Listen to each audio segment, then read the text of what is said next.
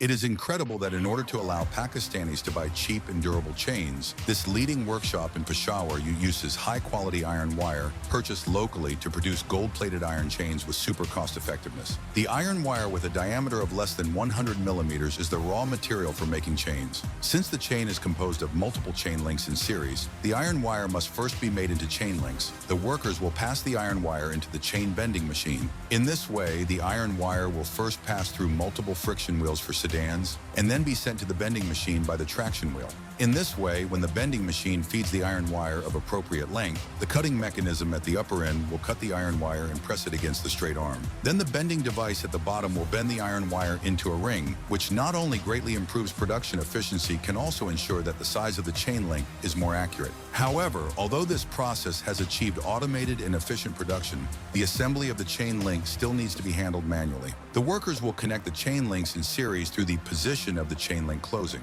Although this operation is not complicated, it still requires certain skills. Next, the chain link needs to be shaped. The worker will put the chain into the charging machine and use the punch to pressurize and shape the position of the chain link closing to form a closed ring. This process seems simple, but it is actually a test of the worker's patience and skills. After each chain link is pressed, the appropriate angle needs to be changed to ensure that the shape of the chain link can be standardized. The style of the chain here is considered to be produced. If it were an ordinary workshop, it could be sold. But here is the industrial city of Peshawar has more stringent requirements for product quality, so the chain links need to be welded one by one to greatly improve the tensile strength of the chain. The chain link welding here also uses semi-automatic welding equipment. The workers will put the chain links into the chain butt welding machine. When the electrodes of the butt welding machine are in close contact with the chain links, the electrodes at both ends will pass a low-voltage strong current. After the iron wire is heated to a certain temperature and softened, it will be actually pressurized. Finally, a tight and firm butt welding joint can be formed.